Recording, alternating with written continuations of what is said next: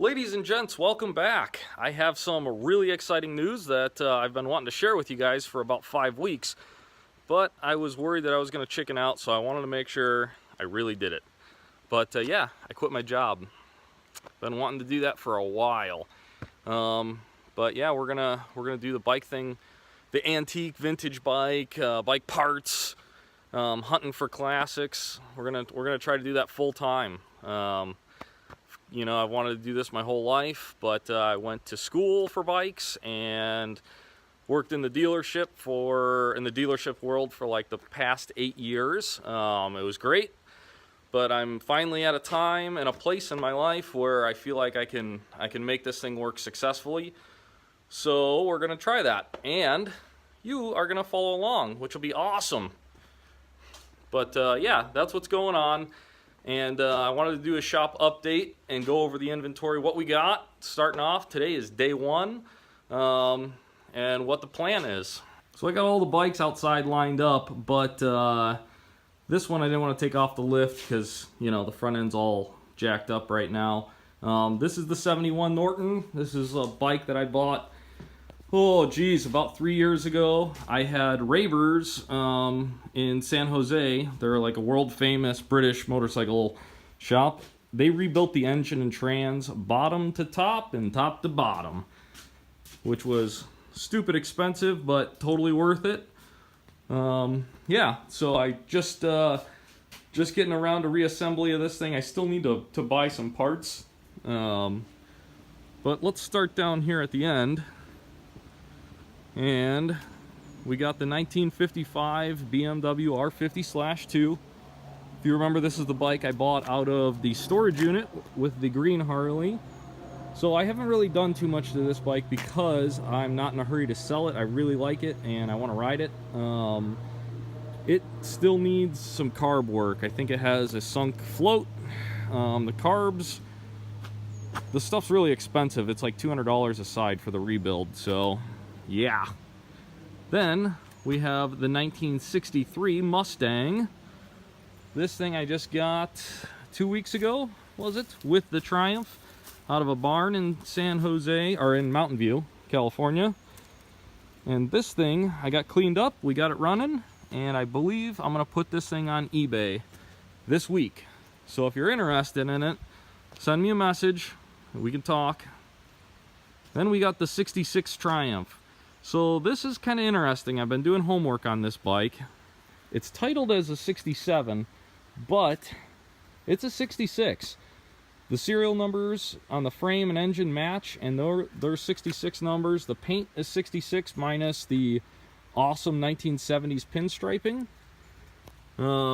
So yeah, I don't know exactly what happened with that. I know back in the day, sometimes they would title stuff the year it was sold, not the year it actually was. Who knows? It could have been right at that cutoff. I don't know. Then we have my 1979 Honda CBX 6-cylinder that the engine is totally out of and disassembled. It has a bent rod. I believe it hydro-locked, but it actually probably saved the bike because it only has, if you can see, 2,800 miles on it. And it's in pristine condition, but yeah, we got to get that engine back together, and I'm having a hard time finding parts. I've kind of put it on the back burner because we need to sell some stuff and make some room. And speaking of that, we have Greenie.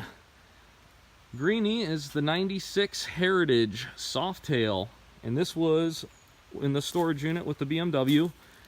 The chrome was totally ruined, so we went through and blacked everything out. Over 100 individual pieces of chrome on this bike. I had to powder coat, and yeah, it took as long as it sounds. But this bike is almost done. I am going to replace the starter before I sell it because it's not sounding so healthy, and I want it to be perfect when I sell it, just so there's no room for questions and complaints. And this is my 99 FXDX. This is one of my personal bikes. Don't have plans on selling this guy. I just like this motorcycle. And this guy, this one here, Black Betty, she has been my commuter bike for the last 2 years. And I've put like 30,000 miles on it. It's a 2001 R1150 GS. Full Öhlins suspension. Now, I messed up. I should have done that a lot sooner. I should have done that 2 years ago, because it changes the bike completely and makes it ride even way better.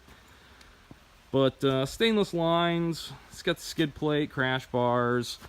I got the bags and stuff for it. 4-inch risers, pro taper bars, got the fog lights.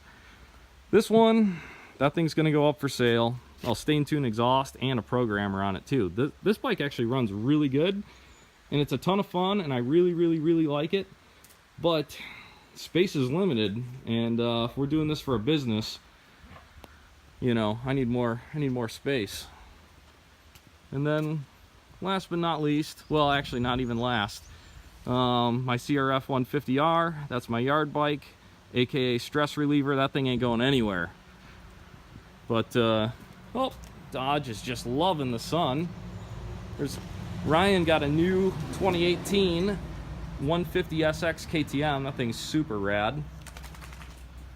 And the last but not least, if you can see it, is up in the rafters, and that is the Bultaco.